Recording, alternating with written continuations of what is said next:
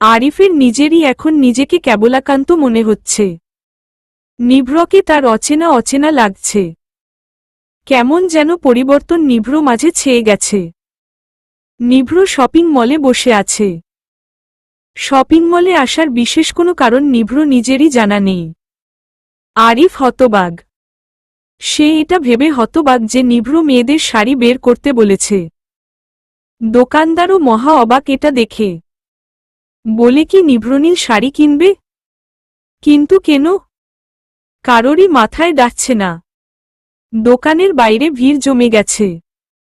নিভ্র বডাগার্ডরা বাইরে দাঁড়িয়ে ভিড় সরাতে ব্যস্ত। আরিফ নিভ্র পাশে দাঁড়িয়ে আছে। তাকে বসতে বলা হয়েছে কিন্তু সে বসার মতো পরিস্থিতিতে নেই। নিভ্র চারটা শাড়ি নিয়েছে। নিভ্র পছন্দ মানেই বেস্ট। নিভ্র নিজের মনে আওড়াতে থাকে সে আসলে এই 4টা শাড়ি কেন কিনেছে। আরিফ শাড়িগুলো মনোযোগ দিয়ে দেখে। 3টা শাড়ি প্রায় একই রকম কিন্তু একটা শুধু আলাদা। আরিফের মনে কৌতূহল জাগে তাই প্রশ্ন করে, এই শাড়িটা আলাদা কেন স্যার? নিভ্র একবার শাড়িটার দিকে তাকায়। তারপর আরিফকে বলল, সাফার জন্য। আরিফ ঝাটকা খায়। পিছিয়ে দাঁড়ায় একটু। গাঢ় সবুজ রঙের সবুজ জামদানি। আরিফ মনে মনে বলে উঠে স্যার প্রেমে পড়েছে। পরক্ষণেই সে ভাবতে থাকে। সব মিলিয়ে লাফিয়ে উঠে সে। এতক্ষণে সব তার মাথায় এসেছে। তাহলে এই ব্যাপার। আরিফের লাফানি দেখে নিভ্র কপাল কুঁচকে তাকায়। আরিফ চুপসে যায়। কিন্তু মনে মনে সে হাসে। ভালোবাসা যে ভয়ঙ্কর বস্তু এতে তার সন্দেহ নেই। এটা যে কোনো কঠিন থেকে কঠিন ব্যক্তিকেও নিজের নেশায় মাতাতে পারে। শেষে কি না নিভ্রনীলকেও ভাবা যায়? আরিফের মনে হচ্ছে না, মোটেও ভাবা যায় না। চৌধুরী বাড়ি রমরম করে সাজানো হয়েছে। বাড়ির মেইন গেট থেকে শুরু করে সব সাজানো হচ্ছে। সাফা মাত্র নিচে নেমেছে। বাড়িময় সাজসজ্জা দেখে তার মনে কৌতূহল জাগে প্রবলভাবে। সে ভাবতে থাকে এত সাজের কারণ কি? সাফা বড় বড় পা ফেলে রান্নাঘরের দিকে যায়। তাকে আসতে দেখে ইফতেখার চৌধুরী মিষ্টি একটা হাসি দিয়ে বললে, এ দেখে এসো সাফা। সাফা এগিয়ে যায় তার কাছে। মোহনা আর ইফতেখারের মাঝে দাঁড়িয়ে এসে কপাল কুঁচকে থাকে কিছু সময়। তারপর নিজের জানার আগ্রহ প্রকাশ করে। মৃদু স্বরে প্রশ্ন ছুড়েছে সে, আম্মু এখানে কি আজ পার্টি আছে? না মানে সারা বাড়ি সাজানো হচ্ছে তো তাই প্রশ্নটা করলাম। ইফতেখার রান্নার চামচ নাড়তে নাড়তে সাফার মুখের দিকে তাকিয়ে হাসে। তারপর শেষ নাড়াটা নেড়ে বলল, পার্টি আছে। তোমার রাফা আপু আছে না, উনার এনগেজমেন্ট। কেন তোমাকে বলেনি ও? সাফা যেন আকাশ থেকে পড়েছে এমন একটা ভাব নিল সে। তারপর এদিক ওদিক তাকিয়ে ভারী অবাক গলায় বলল, না তো আপু, শুধু বলেছে আজ যাতে ভার্সিটিতে না যাই, তাই গেলাম না। কিন্তু এটা তো বলেনি আমাকে। কার সাথে এনগেজমেন্ট হবে আম্মু? নিশানের কথা বলেছে তোমাকে? একটু করে বলেছে। মানে শুধু নাম, তারপর আর বলেনি। কি উনি আম্মু? সাফার এমন প্রশ্নে ইফতেখার হাসে। মোহনা একটু এগিয়ে এসে বলে, ওই হলো রাফার হবু বর, বুঝলে মিষ্টির দোকান।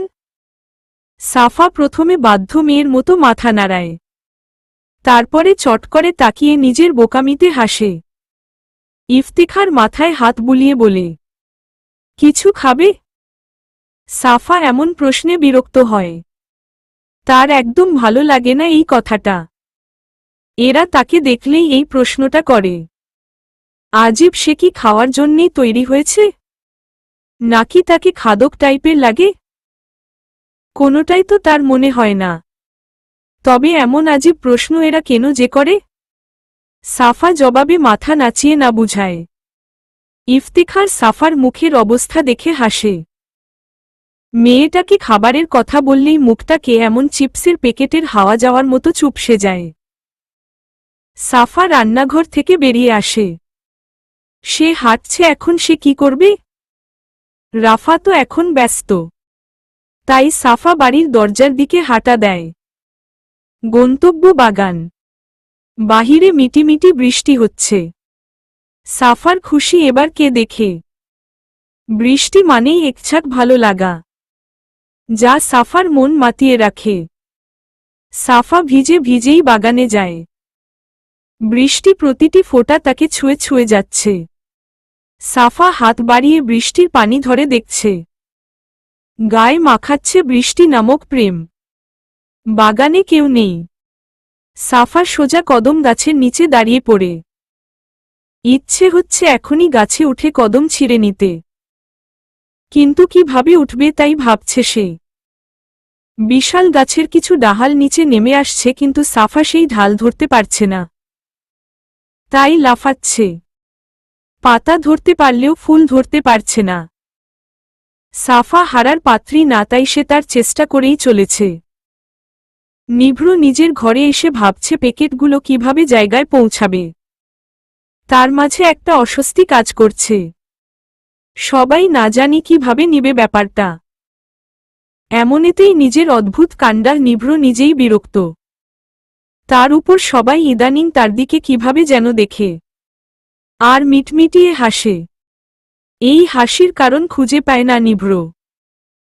এর মধ্যেই যদি সে শাড়িগুলো নিজের হাতে দিয়ে দেয় তবে তো ভয়ঙ্কর কিছু ঘটবে।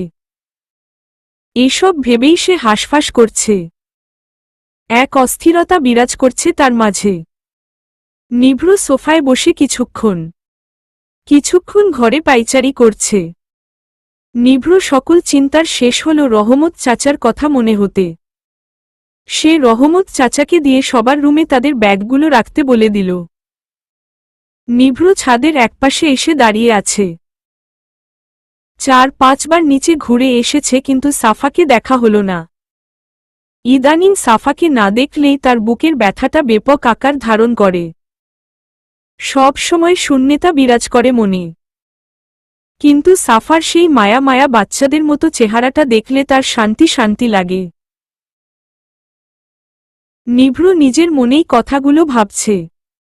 হঠাৎ চোখ পড়ে বাগানে। সাফাকে দেয়াল বেয়ে উঠতে দেখে নিভ্র বিস্ফোরিত চোখে তাকায়। নিভ্র ভালো করে দেখার চেষ্টা করে। মুহূর্তেই তার মাথা ঘুরে উঠে। নিভ্র কিছু না ভেবেই দৌড়ে নিচে নামে। সিঁড়ির কাছে আসতেই অভ্রর সাথে ধাক্কা লাগে। সেদিকে তার মন নেই। সে দ্রুত বাগানে যেতেই বেশি আগ্রহী। অভ্র অবাক নিভ্র এমন বেপরোয়া টাইপের কাজে। সে ভ্যাবলার মতো তাকিয়ে থাকে কিছু সময়ে। ইদানিং নিভ্র কার্যকলাপ তার কাছে পাগলের মতো লাগে। ভাবতেও অবাক লাগে নিভ্রনীলের এত পরিবর্তনও সম্ভব। নিভ্র বাগানের শেষ বাউন্ডারির দেয়ালের সামনে এসে দাঁড়ায়। হাঁপাতে হাঁপাতে সে সাফার দিকে তাকায়। সাফার চোখ তার দিকে নেই। সে পা উঁচিয়ে ফুল ছিঁড়তে ব্যস্ত। রাগে নিভ্র মাথা কাজ করছে না। মন চাচ্ছে ঠাটিয়ে একটা চড় মেরে দিতে সাফার গালে। নিভ্র প্রকট রাগ নিয়ে সাফাকে উদ্দেশ করে বলল, সাফা, তুমি এখানে কি করছ? দেয়ালে কেন উঠেছ তুমি? নামো। নিভ্র এমন চিৎকারে সাফা হকচকিয়ে যায়। নিভ্রকে এভাবে রেগে থাকতে দেখে সাফা ভয়ে তার দিকে তাকিয়ে দ্রুত নামতে গিয়েই ঠাসস। সাফা পা পিছলে দেয়াল থেকে পড়ে যেতে নেয়। নিভ্র উদ্বেগ হয়ে তার দিকে নিজের বলিষ্ঠ দেহ এগিয়ে দিতেই সাফা নিভ্র বুকে এসে আছড়ে পড়ে। নিভ্র যেন হাঁপ ছেড়ে বেঁচেছে। জোরে কয়েকটা দীর্ঘশ্বাস নিল সে। সাফা ভয় এখনো চোখ বুজে আছে। সে মনে মনে ভাবছে এখনো ব্যথা কেন হচ্ছে না। পড়ে গেলে তো ব্যথা হওয়ার কথা। কিছুক্ষণেই সে নিজের এক চোখ খুলে নিভ্র রাগী রাগী চেহারা দেখে দুই চোখই বড় বড় করে খোলে। নিভ্র গলা জড়িয়ে আছে সাফা। এটা সে বুঝতে পেরে নিভ্রকে ছেড়ে দেয়। নিভ্র চোখ রাঙায়। গলার স্বরে রাগী ভাব এনে সে বলল, সমস্যাটা কি তোমার? এখানে এভাবে উঠেছিলে কেন? আর আমি তোমাকে নামতে বলেছি, লাফাতে না। স্টুপিডা একটা, তুমি কি একটু সিরিয়াস হতে পারো না? জানো এখান থেকে নিচে পড়লে কোমর তো ভাঙ্গবেই, সাথে হাত পাও ভাঙ্গবে। এটা জানো তুমি? সাফা মাথা নিচু করে দাঁড়িয়ে আছে। ভয় নয়। নিভ্রকে কি জবাব দিবে সেটাই ভাবছে। কথাগুলোকে সে জোড়া লাগাতে ব্যস্ত। নিভ্র এবার চরম বিরক্ত। মেয়েটা এমন ভাব করছে যেন কিছুই করেনি সে। ইনোসেন্ট ভাব কিভাবে মুখে নিয়ে আসে এটাই নিভ্র বুঝতে পারে না। সাফা এমন একটা ভাব করছে যেন সে কত ভয় পায় নিভ্রকে। কিন্তু নিভ্র জানে এই মেয়ে তাকে বিন্দু মাত্রও ভয় পায় না। উল্টা এমন এমন কাজ করে নিভ্র নিজেই ভয় পেয়ে যায়। নিভ্র এবার রাগ যেন আরো বাড়ছে। রেগে মেগে আগুনের ফুলকির মতো ফসফস করছে সে। সাফার সামনে তুড়ি বাজিয়ে উচ্চস্বরে নিভ্র বলে, তোমার কি আমার কথা কানে যায় না? কি করছিলে এখানে? নিভ্র ধমকে সাফা নড়ে উঠে। এবার ভয় পাচ্ছে সে। সাফা ভীতু চোখে নিভ্র দিকে তাকায়। নিভ্র রাগ যেন এখানেই শেষ। তার চোখ সরল হয়ে আসে। চোয়ালের শক্ত ভাব কাটে। সাফা কাদো কাদো গলায় বলে, এমন করেন কেন? এটুই তো উঠেছি। এত চেঁচাতে হয় বুঝি? ভয় করে তো। কি ভয়ঙ্কর গলা আপনার! এভাবে চেঁচালে বউ পাবেন না জীবনে, দেখে নিয়েন। নিভ্র এবার নিজের মাথায় নিজের বাড়ি দিতে ইচ্ছে করছে। মেয়েটা কি থেকে কিসে চলে যায় নিভ্র বুঝতে পারে না, এখন বউটা আবার কোথা থেকে এসেছে। নিভ্র বিরক্তি নিয়ে বলল, এবার বলবে তুমি ওখানে কি করছিলে? সাফা হাত বাড়িয়ে গাছ দেখায়। মুখে আহ্লাদী ভাব এনে বলে, কদম নিতে উঠেছিলাম। আমি তো আপনার মতো খাম্বা না, তাই নিচ থেকে নিতে পারছি না। এর জন্যেই দেয়ালে ওঠা। নিভ্র এবার সরু চোখে তাকায়। বৃষ্টির ফোঁটা ফোঁটা পানিতে সাফা ভিজে একাকার হয়ে আছে। এখনো বৃষ্টি হচ্ছে। ফোঁটা ফোঁটা পানি সাফার গালে, চোখে, মুখে, ঠোঁটে জমা হচ্ছে। নিভ্র গাছের দিকে চোখ নেয়। তাকিয়ে দেখে কিছুটা উপরে কদম ঝুলে আছে। নিভ্র হাত বাড়িয়ে ঢাল ভেঙে নেয়। সাফা চোখ বড় বড় করে তাকায়। সে ভাবতে পারছে না নিভ্র এতটা শক্তিশালী। বাবা গোঢাল ভেঙে দিল এভাবে, তবে সাফাকে ভাঙতে তার সত্যিই বেশি কষ্ট লাগবে না। কথাটা ভেবে সাফা ঢোক গিলে। নিভ্র সাফাকে উদ্দেশ করে বলল, নেও যত কদম নেওয়ার। এই সামান্য ফুলের জন্য তুমি বৃষ্টিতে এভাবে লাফাতে লাফাতে দেয়ালে উঠে গেলা? ডাফার একটা। সাফা পিক করে হেসে দেয়। নিভ্র মুখে স্টুপিড আর ডাফার, সিরিয়াস হতে বলা এগুলো শুনলে সাফার ভালো লাগে। মন চায় আরও ক্যারোলেস হয়ে যেতে। তখন নিভ্র এভাবে তাকে শাসন করবে। সাফা নিচে বসে কদমগুলো ঢাল থেকে ছাড়িয়ে নেয়। তারপর নিভ্র হাতে কিছু ধরিয়ে বলে, ভাববেন না আপনাকে দিয়েছি। নিয়ে নিব বাসায় গিয়ে, এখন আমার হাতে জায়গা নেই। আচ্ছা একটা কবিতা শুনান। নিভ্র বিষম খায়। খুব খুব করে কেসে ওঠে। তার মাথায় সত্যিই এখন একটা কবিতা ঘুরছে। সাফা বিরক্তি নিয়ে তাকিয়ে বলে, এমন করছেন কেন? কবিতা শোনালে কি হয়? শুনান না একটা। আমি কি কবি নাকি? নিভ্র সোজা জবাব, হু বললেই হলো। আমি জানি আপনি পারেন। মনে নেই ওই দিন শুনিয়েছিলেন? এখনো পারবেন। শুনান না। নিভ্র ভ্রুকুচকে ভাবে। সাফার দিকে তাকিয়ে গম্ভীর গলায় বলে, পারব না। সাফা হতাশ হয়। রাগও হয় খুব। তাই নিভ্রর সাথে আর কথা না বলে হাঁটা দেয়। নিভ্র তাকিয়ে তা দেখে জোরে বলে, সাফা দাঁড়াও। সাফা দাঁড়ায় না। লোকটা সবসময় কেমন কেমন গম্ভীর আর চুপচাপ করে থাকে। সাফার এমন লোকগুলো একদম ভালো লাগে না। কিন্তু নিভ্রকে তার সব রূপেই ভালো লাগে। নিভ্র হয়তো তাকে তেমন পছন্দ করে না, তাই পাত্তা দিতে চায় না। তবে এত ক্যারি ভাব দেখায় কেন? সাফার খুব কষ্ট হয়।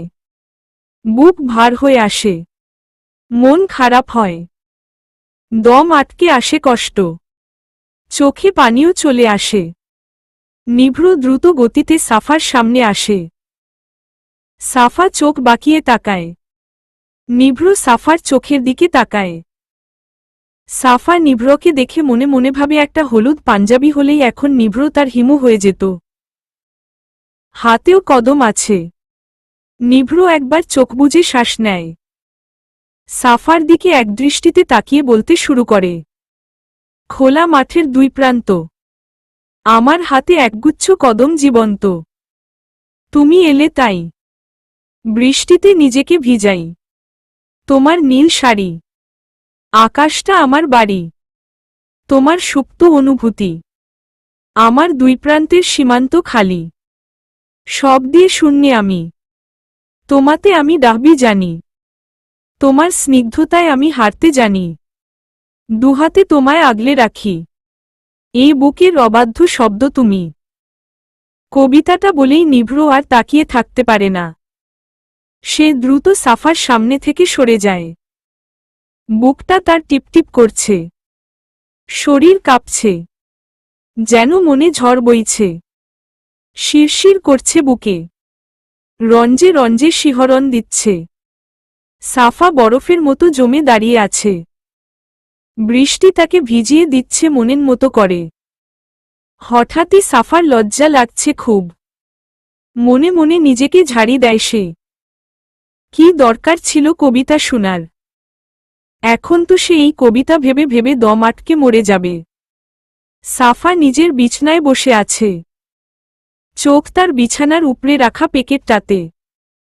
বুঝতে পারছে না এটা তার রুমে কিভাবে এলো। সাফা চাইছে একবার খুলে দেখতে, কিন্তু কার না কার ভেবে আর খুলছে না। সন্ধ্যা থেকেই পার্টি শুরু হবে। সবাই প্রায় তৈরি হতে ব্যস্ত। মেহমানরা চলে এসেছে প্রায়, কিন্তু কাউকেই সাফা চিনতে পারছে না। সাফার মন খারাপ হয়। সবাই ব্যস্ত, তার ভালো লাগে না এভাবে থাকতে। নিচেও যেতে পারছে না, সবাই হাই সোসাইটি। তাকে কেমন যেন বেমানান লাগে। হঠাৎ দরজাটা খট করে উঠে। সাফা চোখ তুলে তাকায়। রাফা দাঁড়িয়ে আছে, তার পরনে গোলাপি একটা কাজ করা শাড়ি। মেকআপও করেছে হালকা। রাফা হাসি মুখে এগিয়ে আসে। সাফা মনে মনে ভাবে এই আপুর হাসি এত সুন্দর কেন? মনে হয় পাগল করার মতো। রাফা সাফার পাশ থেকে প্যাকেটটা নিয়ে খুলতে খুলতে বলে, তুমি এখনো রেডা হওনি কেন মিষ্টির দোকান? আমি কি পরব বুঝতে পারছি না আপু। তাই বসে আছি, মুখ ফুলিয়ে বলে সাফা। আমি আছি কি করতে? চলো আমি তোমাকে সাজিয়ে দিই, সাথে শাড়িও পরিয়ে দিই। সাফা অবাক হয়ে বলে, শাড়ি কেন পরব আপু? সবাই পরেছে তাই। কিন্তু আমার তো শাড়ি নেই এখানে। সব বাসায়, মন খারাপ করে বলে সাফা। রাফা একগাল হেসে সাফার গাল টেনে দেয়। তারপর প্যাকেট থেকে সবুজ জামদানিটা বের করে সাফার সামনে ধরে। মুখে বলে, বাহ দারুণ লাগছে। জানো এটা কে কিনেছে? না, আর এটা তো আমার না, তোমারই। আচ্ছা থাক পরে বলবো। তবে মনে রেখো স্পেশাল কেউ। এমনকি আমারটাও সে কিনেছে। সাফা অবাক হয়, আর ভাবে কে এই স্পেশাল মানুষ, আর এত সুন্দর শাড়ি কে পছন্দ করতে পারে। সাফা হাত দিয়ে ছুঁয়ে দেখে, শাড়িটা অসাধারণ সুন্দর। রাফা সাফাকে তৈরি করে দেয়। সাফা অবাক হয়ে রাফাকে দেখে কতটা ভালো হলে নিজের এনগেজমেন্টে আর একজনকে সাজিয়ে দিতে পারে। সবুজ জামদানি, হাত ভর্তি কাচের সবুজ চুড়ি, চোখে কালো কাজল, খোপা করা চুলের একপাশে একটা সাদা গোলাপ আর একটা কদম গুজে দেওয়া হয়েছে। সাফা লিপস্টিক দেয় না তেমনটাই আজও দিল না। এক হাতের কবজির ভাঁজে জামদানিটা জড়িয়ে আছে। রাফা আয়নার সামনে থেকে সাফাকে নিজের দিকে ঘুরিয়ে দেখে। রাফার মনে হচ্ছে এক সবুজ পরীর সাথে তার দেখা হয়েছে। সামান্য সাজেও মেয়েটাকে অপসরী লাগছে। রাফা অবাক চোখে কিছুক্ষণ তাকিয়ে দেখে। তারপর সে ঠোঁটে হাসি রেখে বলল, অপরূপ লাগছে। পাগল করার মতো মারাত্মক। ঘায়েল করার মতো চোখ আর মুগ্ধ করার মতো চুলের গোলাপ আর কদম। আর কি লাগে সৌন্দর্য ফুটিয়ে তুলতে। ঈশ্বস, মিষ্টির দোকান কি সুন্দর যে লাগছে তোমাকে, আমি নিজেই পাগল হয়ে যাচ্ছি। চলো সবাইকে তো দেখানো উচিত আমার মিষ্টির দোকান আসলে কত সুন্দর। সাফার গালের দুপাশ লজ্জায় লাল হয়। মাথা নিচু করে সে নিজের লজ্জা লুকাতে ব্যস্ত। সাফা রাফার সাথে নিচে নামে। বাড়ির সাজ দেখে সাফা হা করে দেখে সব। কত সুন্দর করে বাড়িটা সাজানো হয়েছে। চারপাশে আলো আর ফুলের সমারোহ। হালকা সফট মিউজিক চলছে। পরিবেশটাই আলাদা হয়ে গেছে। সিঁড়িতে আসতেই সাফা নিচের দিকে তাকিয়ে কাউকে খুঁজতে শুরু করে। আর সে হচ্ছে নিভ্র। কিন্তু তাকে দেখা যাচ্ছে না। নিচের মানুষগুলোকে দেখে সাফা একটু নার্ভাস হয়। ওর বয়সী মেয়েরা ওয়েস্টার্ন ড্রেস পরেছে, ভারী মেকআপ করেছে, কিন্তু সাফা তো অতি সাধারণ। সবাই তাকে কেমন কেমন করে দেখছে। রাফা পাশে থাকায় সবার চোখ সিঁড়ি দিকে। সবাই তাকিয়ে সাফাকে দেখছে। সবার চোখ যেন সরছেই না। নিভ্র মাত্র সাংবাদিকদের সাথে কথা বলে দরজা দিয়ে ঘরে ডাকছে। নিভ্র চোখ সিঁড়ি দিকে যেতেই তার লাগানো ঠোঁটজোড়া আপনা আপনিই আলাদা হয়ে যায়। একদৃষ্টিতে নিভ্র তাকিয়ে থাকে। এই দৃশ্য থেকে চোখ ফেরানো দেয়। স্নিগ্ধ কাজল কালো চোখে যেন থমকে আছে নিভ্র। এই প্রথম নীলাভ চোখে কাজল দেখে নিভ্র যেন সব থমকে গেছে। নীল কালোর মিশ্রিত এক মায়াময়ী চোখ। ঈষস। নিভ্র মনের অজান্তেই হাত বুকে চলে যায়। ব্যথাটা আবার হচ্ছে। এই মেয়েটাই দায়ী এই ব্যথার জন্য। সব মেয়েদের চোখ যেখানে নিভ্রতে আটকে আছে, নিভ্র সবুজ চোখ জোড়া আটকে আছে সবুজ শাড়িতে মোড়ানো এক কাজল কালো নীলাভ চোখের অধিকারী মেয়ের উপর। রাফা হাত ধরে সাফাকে নামায়। সাফা নিচে নামতেই ইফতেখার আর মোহনা তাদের আত্মীয়দের সাথে পরিচয় করিয়ে দেয় তাকে। সবার ভাব দেখে সাফা অবাক। সবাই সাফাকে এমনভাবে পরিচয় করিয়ে দিচ্ছে যেন সাফা তাদের নিজেদের মেয়ে। পরিবারের একজন গুরুত্বপূর্ণ সদস্য সাফা। নিজেকে সাফার এখন আর একা একা লাগছে না। ইফতেখারের এক ভাই আর এক বোন আছে, আর মোহনার একটা বোন আছে। তাদের ছেলে মেয়ে আছে। তারাও এসেছে। নামিদামি লোকেদের আনাগোনা। মন্ত্রীর মেয়ের এনগেজমেন্ট বলে কথা। রাফা সাফাকে সঙ্গে নিয়ে নিশানের সামনে দাঁড়ায়। তারপর বলে, এটাই হলো আমার মিষ্টির দোকান। দেখো, একদম মিষ্টির মতো, তাই না? নিশান হাসে রাফার কথা শুনে। সাফার দিকে তাকিয়ে সে বলল, কিউট গার্ল। সম্পর্কে আমি তোমার জিজু হব আর তুমি শালিকা। সাফা লাজুক হাসে। জবাবে বলে, হুম। এবার নাম বলো। সাফরিনা সাফা। আমি কিন্তু আগে থেকেই তোমার নাম জানতাম, তবুও জিজ্ঞেস করেছি। নিশানের এমন কথায় রাফা এবং সাফা হেসে ওঠে। একটু দূর থেকে দাঁড়িয়ে সে হাসি দেখে নিভ্র এখন সাফার সামনে দাঁড়িয়ে বলতে ইচ্ছে করছে, তোমাকে খুব সুন্দর লাগছে। কিন্তু সে বলতে পারছে না। সাফার সামনে দাঁড়ালেই কেমন যেন সব গুলিয়ে ফেলে নিভ্র আশেপাশে মৌমাছির মতো মেয়েরা ঘুরঘুর করছে। নিভ্র জাস্ট বিরক্ত এদের প্রতি। এদের জন্য সে সাফাকে ভালোভাবে দেখতেও পারছে না। এটা নিভ্রকে খুব জ্বালাচ্ছে। নিভ্র সোফায় বসে আছে। একটা মেয়ে তার পাশে বসে পড়ে। নিভ্র ভ্রুজোড়া কুঁচকে একবার তাকায় তার দিকে। কালো রঙের হাঁটুর উপরে একটা স্টোনের কাজ করা জামা পরেছে মেয়েটা। মুখে আলকাতরা মানে মেকআপে ভরা। নিভ্র মনে হচ্ছে তার গায়ের পারফিউমের চাইতেও এই মেয়ের মেকআপের গন্ধটা আরও বেশি করা। নিভ্র উঠে দাঁড়াতে যাবে তার আগেই মেয়েটা বলে উঠে, হ্যাঁ আমি নাতাশা। আমি আপনার অনেক বড় ফ্যান। একটু কি কথা বলা যাবে? নিভ্র কথা বলার পরিস্থিতিতে নেই। সে এখন এক কদম গোলাপের মিশ্রিত মেয়েকে দেখতে ব্যস্ত। কেউ যখন কিছুতে অধিকভাবে মনোযোগী হয় তখন তার আশেপাশের কেউ যদি তাকে খুব প্রয়োজনীয় কথাও বলে তবুও সে বিরক্ত হয়। আর এখানে এই মেয়ে তাকে বেহুদা কথা বলছে। নিভ্র চোয়াল শক্ত হয়। কঠিন চাহনি দিয়ে মেয়েটার দিকে তাকায়। সাথে সাথে মেয়েটা মাথা নামিয়ে উঠে দাঁড়ায়। আর কথা না বলে সামনে থেকে বিদেয় হয়। নিভ্র আবার চোখ তুলে শীতল চাহনি দিয়ে সাফাকে দেখে। সাফা একপাশে দাঁড়িয়ে কথা বলছে রাফা আর নিশানের সাথে। সাফার চোখ এখনো নিভ্রকে একটা বার দেখার জন্য অপেক্ষায় আছে। সাফা চারপাশে একবার চোখ বুলিয়ে দেখে। নিভ্রকে না দেখে নিরাশ হয়ে সে রাফার দিকে তাকাতে যাবে তখনই সোফায় নিভ্রকে বসে থাকতে দেখে। হাঁটুতে হাত রেখে দুই হাত মুষ্টিবদ্ধ করে এদিকেই তাকিয়ে আছে। আজ সাদা পাঞ্জাবি পরেছে সে। সাদা পাঞ্জাবিতে তাকে এক স্নিগ্ধ পুরুষ মনে হচ্ছে। কপালের চুলগুলো হাত দিয়ে সরিয়ে দিল না। হাতের কালো ঘড়িটা লোমশ সাদা হাতে লেপ্টে আছে।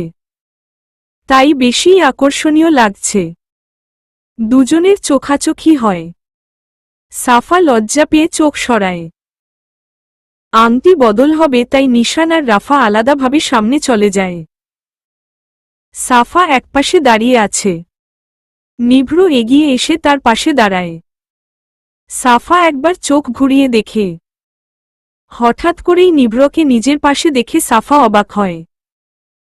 নিভ্র ভাবলেশহীনভাবে দাঁড়িয়ে আছে, বুকে হাত গুজে।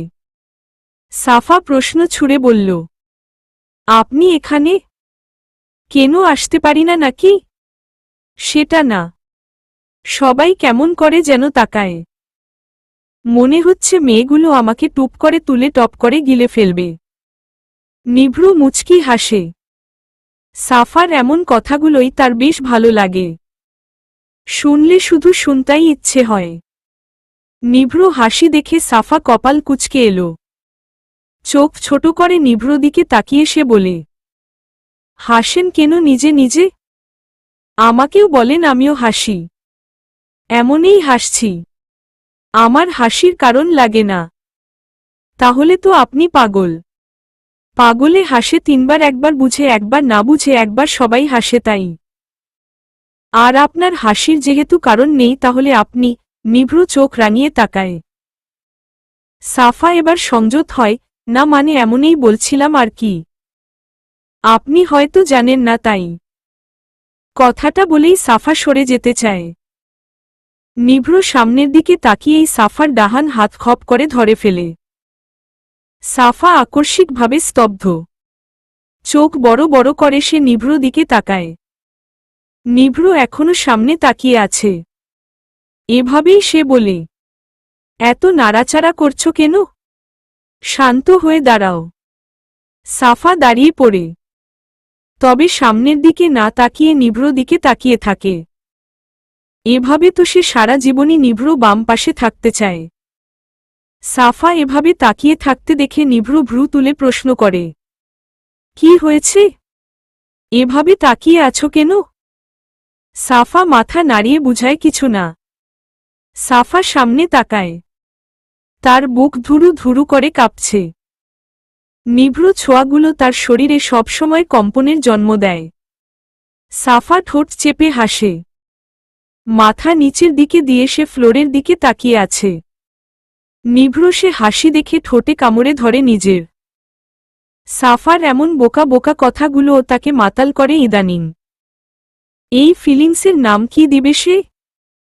কিভাবে নামকরণ করা উচিত বুঝতে পারছে না নিভ্র। নিভ্র সামনে তাকায়। হাতের ভাঁজে এখনো সাফার হাত। কিছুক্ষণ পরে নিস্তব্ধতা ভেঙে নিভ্র প্রশ্ন করে, জীবনের লক্ষ্য কি? পড়া লেখা করে কি করতে চাও? সাফা ভাবলেশহীনভাবে জবাব দেয়, আমার জীবনে লক্ষ্য বলতে একটা ফ্যাশন হাউস খুলব, আব্বুকে নিজের কাছে নিয়ে আসব আর বিয়ে করব। সাফার লাস্টের কথা শুনে নিভ্র বিষম খায়। চকিতেই তার দিকে তাকিয়ে অবাক হয়ে কিছুক্ষণ ভাবতে থাকে। বলে কি এই মেয়ে বিয়ে করবে? এটাও কি কারো লক্ষ্য হতে পারে? এটা নিভ্র জানা ছিল না। নিভ্র সাফার দিকে তাকিয়ে তারপর ভারী অবাক হওয়া গলায় বলল, বিয়েও কারো জীবনের লক্ষ্য হয়? হয়তো। এটাই তো বড় লক্ষ্য। এমন করে তাকিয়ে আছেন কেন? আপনার তো এখন একটাই লক্ষ্য হওয়া উচিত, সেটা হলো বিয়ে। আমার তো তাও 3 স্টেপ বাকি। আপনার আর বাকি নাই, তাই আপনার বিয়ে করা উচিত। নিভ্র সাফার কথায় চোখগুলো আরো বড় করে ফেলে। বলে কি এ মেয়ে বিয়ের জন্য এত 2 পা এগিয়ে রেখেছে? ছেলে হলেই গলায় মালা দিবে। নিভ্র চিন্তায় পড়ে, ভয়ও করছে। মেয়েটা ডাহনজারাস, খুবই ডাহনজারাস। নিভ্র এমন ফেস দেখে সাফা দাঁত কেলিয়ে হেসে দেয়। নিভ্র চোখমুখ কুঁচকে তাকায়। সাফাকে মাঝে মাঝে তার উন্মাদ মনে হয়, আর ইদানিং তার নিজেকেই ভয়ঙ্কর উন্মাদ মনে হয়। সাফা নিভ্র চোখের উপর হাত নাড়িয়ে বলে, মজা করছিলাম। আপনি তো পুরাই সিরিয়াস হয়ে গেছেন। দেখেন, আপনার বিয়ে করতে ইচ্ছে হলে করেন আর না হলে নেই। আমি কিন্তু করবই। শুধু একটা ছেলের প্রয়োজন। নিভ্র বুকে চিনচিনে ব্যথাটা তীব্র হয়। চোখ জ্বলে ওঠে, মুখ শুকিয়ে যায়। সাফা সামনে তাকায়। নিভ্র জানে সাফা মজা করছে, তবুও তার কষ্ট হচ্ছে। এত কষ্ট কেন তার? এই বুকে এত ব্যথা হয় কেন, এটাই নিভ্র বুঝতে পারে না। ডাক্তার হয়ে, হার্ট সার্জন হয়েও সে নিজের হার্টের রোগ বুঝতে পারছে না। রাফার আংটি বদল হয়। সবাই তালি দিয়ে ওঠে। সাফা খুশিতে চকচক করে বলে, উনাদের খুব সুন্দর লাগছে তাই না? নিভ্র সেদিকে মন নেই। সে আবছা আলোতে সাফাকে দেখছে। সব দিকে অন্ধকার। সব লাইট রাফা আর নিশানের উপর। নিভ্র তাকিয়ে আছে সাফার প্রসারিত ঠোঁটজোড়ার দিকে, আর সেই লাল আভার গালের দিকে। অভ্র বিপরীত পাশ থেকে তাকিয়ে এই দৃশ্য দেখছে। তার ভালো লাগছে। কষ্টগুলো আঁকড়ে ধরলেও তাকে কাবু করতে পারেনি। নিভ্র স্বাস্থ্য গলায় বলে, খুব সুন্দর লাগছে। অপসরীর মতো। গোলাপে মন্দাক্ত কদমের বাহারে জড়িয়ে আছে তার চুল। কাজল কালো নীলাভ চোখ। হাত ভর্তি ঝুমুর ঝুমর শব্দ। আবেগী হাসি। সাফা অবাক হয়। সে চোখ সরিয়ে তাকায় নিভ্র দিকে। নিভ্র চোখ নিজের মধ্যে দেখে সাফা হকচকিয়ে যায়। নিভ্র চোখে চোখ রাখে সাফা। নিভ্র চোখ সরিয়ে ফেলে। অভ্র এই দৃশ্য দেখে হাসে। মনে মনে বলে, চোখে চোখ রাখতে পারলেই তুই সফল। তোর সুপ্ত ভালোবাসা প্রকাশিত হবে তবেই। সাফা একপাশে দাঁড়িয়ে আছে। একটা ছেলে তার হাতে একটা চিরকুট ধরিয়ে তাকে নিচে ঝুঁকতে বলে। সাফা নিচে ঝুঁকে আসতেই ছেলেটা টপ করে সাফার টোল পড়া গালে একটা চুমু আঁকে। সাফা অবাক হয়ে হা করে থাকে কিছুক্ষণ। ছেলেটা ফিসফিসে করে বলে, ভাইয়া বলেছে তোমায় একটা আদর দিতে, তার পক্ষ থেকে। তাই দিয়ে দিলাম। তোমার গাল কি নরম। ছেলেটা দৌড়ে পালালো। সাফা গালে হাত দিয়ে ভাবে, এই ভাইয়াটা আবার কে? সাফা কাগজটা খুলে চোখের সামনে ধরে। তাতে কালো কালিতে লেখা, ছাদে এসো। জাস্ট 5 মিনিট সময়। সাফা বুঝতে পারছে না তার কি যাওয়া উচিত নাকি না যাওয়া উচিত। সাফা এসব ভাবতে ভাবতেই ছাদের দিকে অগ্রসর হয়। একটা রুম পেরিয়ে যেতেই কেউ তাকে টেনে দেয়ালের পাশে নিয়ে আসে। সাফা এমন কাণ্ডা ভয় পেয়ে যায়। চোখ বুজেই সে দীর্ঘশ্বাস নেয়। সাফা চোখ খুলে সামনে তাকাতেই অবাক হয়। ভয়ে তার হাত পা কাঁপছে। সাফা চেঁচিয়ে উঠতে যাবে, তার আগেই সামনের ব্যক্তি তার মুখ চেপে ধরে। সাফা চিৎকারের চেষ্টা করছে কিন্তু পারছে না। সে এটাই ভাবতে পারছে না শাহিন এখানে কি করছে। সাফাকে ঘামাচ্ছে, হাত ছাড়াতে চাচ্ছে সে। শাহিন সাফার হাতটা আরো জোরে চেপে ধরতেই ঝুমঝুম শব্দে চুড়িগুলো ভেঙে তার হাতে ডাক যায়। শাহিন হিংস্র গলায় বলল, চেঁচাবে না সাফা, তাহলে কিন্তু খারাপ হয়ে যাবে। আমি শুধু তোমার সাথে কথা বলতে চাই, কথা বলার সময় দেও। সাফা মাথা ঝাঁকাচ্ছে। তার একদম এই ছেলেটাকে ভালো লাগে না, উল্ট ভয় লাগে খুব। সাফার চোখ ভিজে আসে, শ্বাস আটকে আসে। সাফা কান্নায় ভেঙে পড়ে মনে মনে আল্লাহকে ডাকছে যাতে তিনি কাউকে পাঠায়। এই ছেলে মোটেও ভালো না, এর মন মানসিকতা সব খারাপ। নিভ্র সাফার জন্য অপেক্ষা করছে ছাদে। সাফাকে সে সরাসরি জিজ্ঞেস করতে চায় তার কি হয়েছে। নিভ্র নিজের ভাবনায় নিজেই অবাক। ডাক্তার হয়েও সে সাফাকে প্রশ্ন করতে চায় তার নিজের কি হয়েছে। নিভ্র নিজের চুল পিছনে টেনে নেয়, পাঞ্জাবির হাতা আরো উপরে তুলে নেয়। নিভ্র ঘুম হচ্ছে না, সব জায়গায় সে সাফাকে দেখে। কিছুক্ষণ আগেই রহমত চাচাকে সাফা ভেবে কি বলে দিয়েছে তার ঠিক নেই। তাকে সবাই মোটামুটি এখন পাগল ভাবছে। নিজের এমন পরিবর্তনে সে নিজেই অবাক। নিভ্রনীল শাখাওত চৌধুরীর এমন অবস্থার জন্য সাফাই দায়ী। তাই সাফাকে সে প্রশ্ন করবে তার কি হয়েছে, তাকে এই সাফা কি করেছে, কেন তার সবকিছু সাফাতেই শুরু সাফাতেই শেষ হয়। শুধু সাফা সাফা আর সাফা। হকিস্টিকের বাড়ি খেয়েই তার এই অবস্থা, এর একটা বিহিত করতে হবে। কিন্তু সাফা এখনো আসছে না কেন। মেয়েটা এত ক্যারোলেস, কখন কি করতে হয় এটাই তার মাথায় থাকে না। নিভ্র রাগ হচ্ছে। যেখানে নিভ্রর জন্য সবাই অপেক্ষা করে সেখানে নিভ্র কিনা সাফার জন্য অপেক্ষা করছে। ভাবা যায়, কি সাংঘাতিক ব্যাপার। সাফার সাথে দেখা হওয়ার পর থেকে তার জীবনটা সাংঘাতিকভাবে বদলে গেছে। তার মাঝে বুকে ব্যথার রোগ দেখা দিয়েছে। কতবার টেস্ট করেছে কিন্তু সব নরমাল বলছে। নিজের সিনিয়র জুনিয়র সব ডাক্তারকে দেখানো শেষ, কিন্তু কেউ কিছু বলতে পারছে না। সব হয়েছে সাফার জন্য। এই সাংঘাতিক রোগের ঔষধও ওই সাংঘাতিক মেয়েই দিতে পারবে। নিভ্র এখন সাফাকে প্রয়োজন। সাফার মতো চঞ্চল একটা মেয়েকে নিষ্প্রাণ হয়ে বসে থাকতে দেখে কারোরই ভালো লাগছে না। হাত ভর্তি রক্ত দেখে ইফতেখার সহ সবাই আহত চোখে তাকিয়ে আছে তার দিকে। কষ্টে সবার বুক ছিঁড়ে নিঃশ্বাস বেরিয়ে আসছে। ইফতেখার সাফার মাথা নিজের বুকে চেপে আছে। বাড়িময় রমরমে পরিবেশটা এখন নেই। নিভ্র হাত রক্তাক্ত হয়ে আছে। বাড়ির বেশিরভাগ কাচের জিনিসগুলো সে ভেঙে গুড়িয়ে দিয়েছে। অভ্র ঘামে একাকার অবস্থা। তার মাথা ধরে আছে। পরিশ্রম হয়েছে আজ খুব। নিভ্র একবার সাফার দিকে তাকিয়ে চোখ সরিয়ে নিল। সাফাকে চাঞ্চল্যতায় তার কাছে বেশি ভালো লাগে। এই শান্ত নিষ্প্রাণ সাফাকে তার ভালো লাগছে না। একে দেখলে কষ্টে তার কলিজায় ব্যথা হয়, খুব ব্যথা।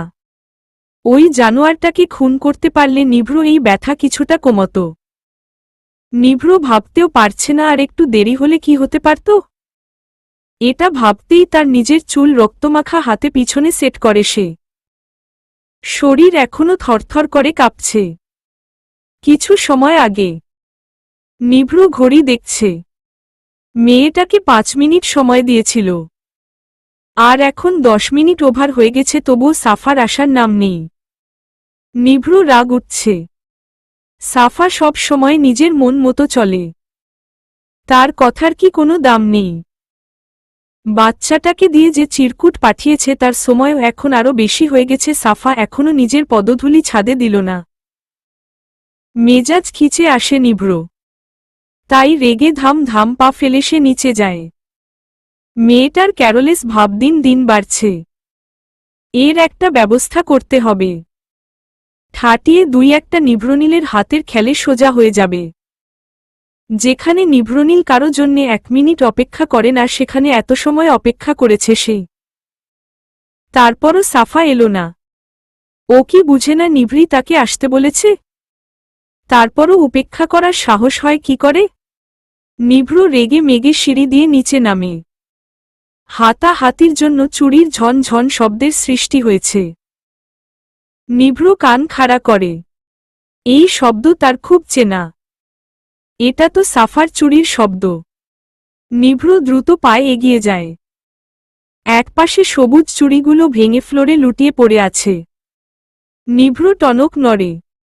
বিচলিত পায়ে সে চারপাশ একবার ঘুরে দেখে। অদ্ভুতভাবে কিছুই পেল না সে। নিভ্র রুমে রুমে চেক করা শুরু করে। মনের মাঝে ভয়েরা জমে আছে।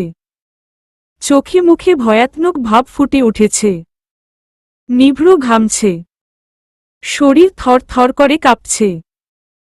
একটা রুমের সামনে এসে কারো শ্বাসরোধ করার শব্দে নিভ্র থমকায়। ব্যস্ত ভঙ্গিতে পা ফেলে রুমের দরজা ঠেলে দেয়। সামনে তাকিয়ে সে হতবাক। এটা দেখার জন্য সে মোটেও প্রস্তুত ছিল না। শাহিন সাফার মুখ চেপে হাত পিছনে ধরে দাঁড়িয়ে আছে। নিভ্রকে দেখতেই শাহিন সাফার হাত ছেড়ে দেয়। সাফার মুহূর্তেই শ্বাস ফিরে আসে। দ্রুত সে নিভ্র কাছে গিয়ে তাকে জাপটে ধরে। নিভ্র এখনো থ হয়ে দাঁড়িয়ে আছে। রাগ যেন পা থেকে ধীর গতিতে মাথায় উঠছে। সারা শরীর ক্রমাগত কাঁপছে। নিভ্র চোয়াল শক্ত হয়ে আসে। সাফার কান্না জড়িত শব্দ নিভ্র কানে এসে অগ্নিশিখার মতো বাড়ি খায়। চোখ দিয়ে মুহূর্তেই আগুনের ফুলকি বের হয়। নিভ্র সাদা পাঞ্জাবি সাফার চোখের পানিতে ভিজে একাকার অবস্থায় রূপ নিয়েছে। নিভ্র এক হাতে সাফাকে জড়িয়ে ধরে। খুব শক্ত করে জড়িয়ে ধরে। এই ধরার মাঝে আছে এক মুঠো ভরসা। যা বারবার বলে আমি আছি। নিভ্র সাফাকে একপাশে সরিয়ে দেয়। শাহিনের কলারটা ধরে ঘুষি মারা শুরু করে। মারতে মারতে টেনে হিচড়ে নিচে সবার সামনে নিয়ে আসে। এক হাতে শাহিনকে আর এক হাতে সাফাকে ধরে রেখেছে নিভ্র। শাহিনকে মেরে নিচে ছুঁড়ে দেয়। শাহিন ঠোঁটের রক্ত মুছতে মুছতে গলা উঁচিয়ে বলল, দেখো নিভ্র, আমার তোমার সাথে কোনো শত্রুতা নেই।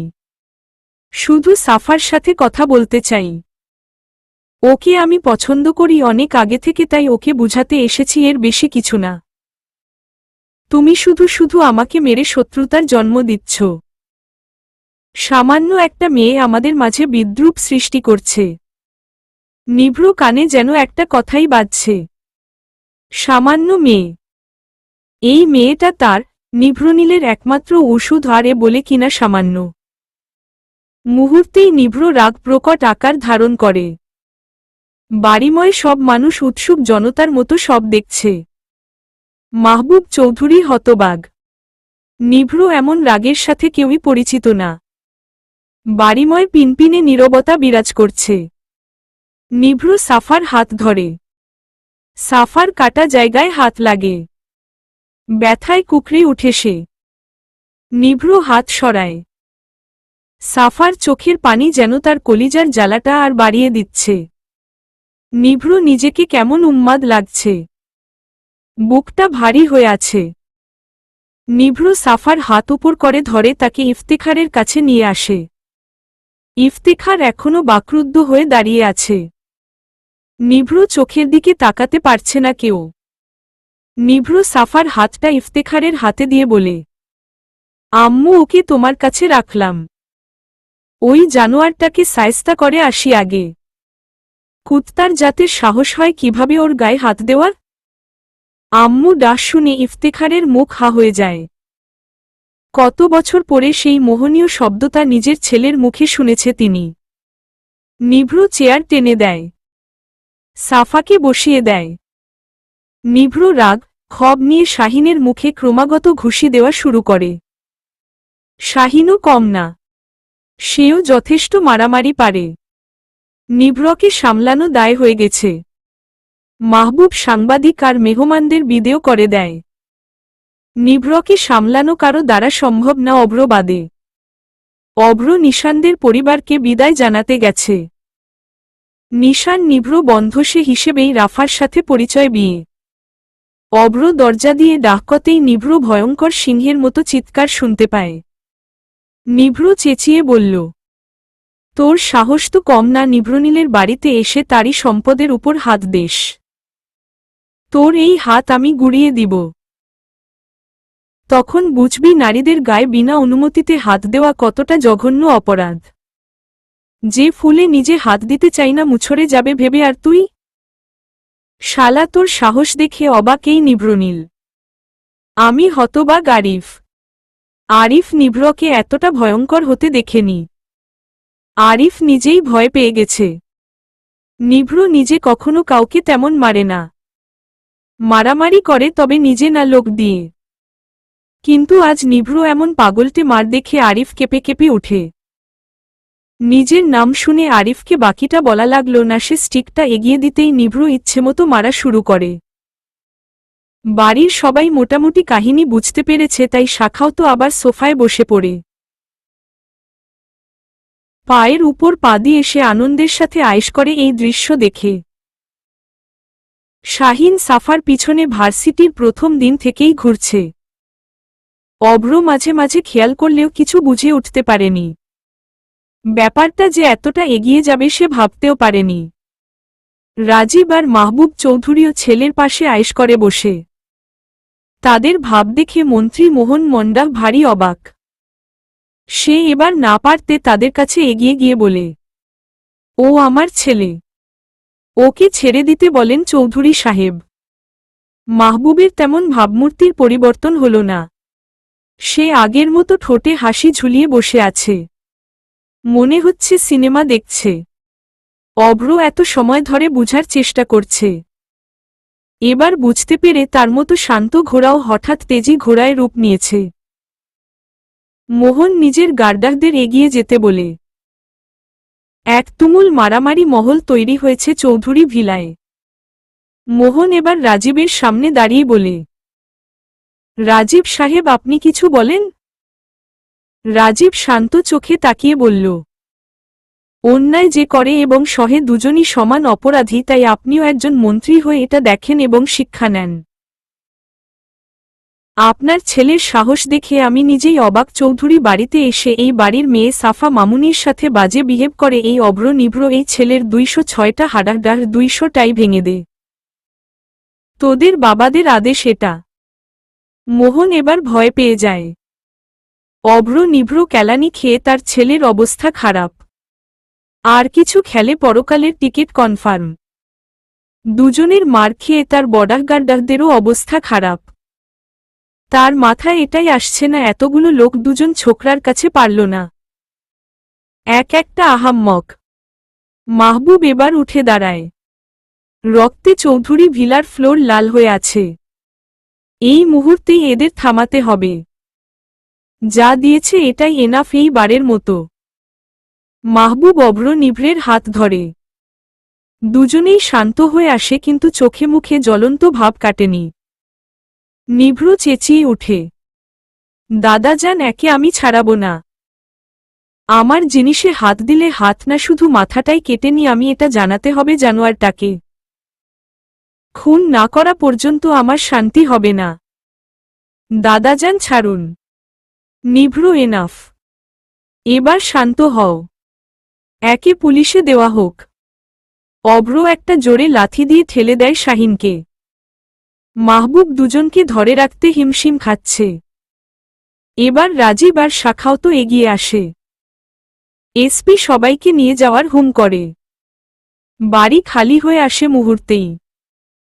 রাজীব নিভ্র অভ্রকে সোফায় বসিয়ে দেয়।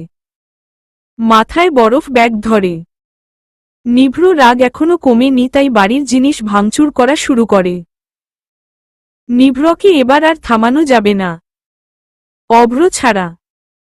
নিভ্র হাত ভর্তি রক্তে মাখামাখি অবস্থা। এবার অভ্র শান্ত হয়ে নিভ্রকে জড়িয়ে নেয়।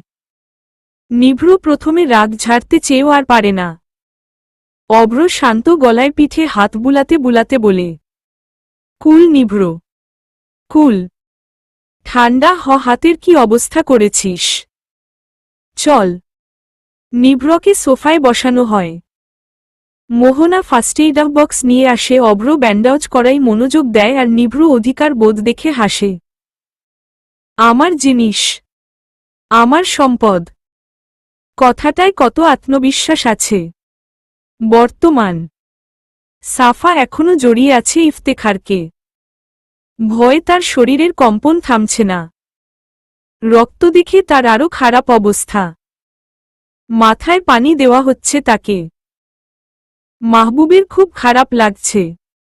সাফা তাদের কাছে মূল্যবান আমানত। এটার যত্ন নেওয়াই তাদের গুরুত্বপূর্ণ কাজ। সে জায়গায় এমন একটা ঘটনা। তিনি লজ্জিত খুব।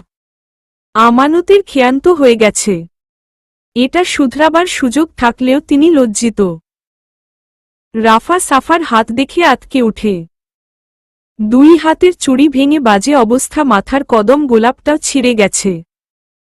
সাফার এমন চেহারা দেখে তার কান্না পাচ্ছে। জড়িয়ে ধরে সাফাকে। তার ভুল হয়েছে সাফাকে একা রাখাটা। রাফা নিজের থেকে সাফাকে ছাড়িয়ে বুঝতে পারে সাফা জ্ঞান হারিয়েছে। রক্তের ভয় এত সময় কেঁপেছে সে।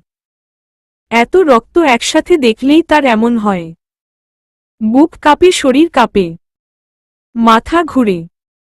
রাফা সাফাকে কিছুক্ষণ ডাহ। নিভ্র তাকাতেই বুঝতে পারে। সে দাঁড়িয়ে সবার সামনে সাফাকে কোলে তুলে নেয়।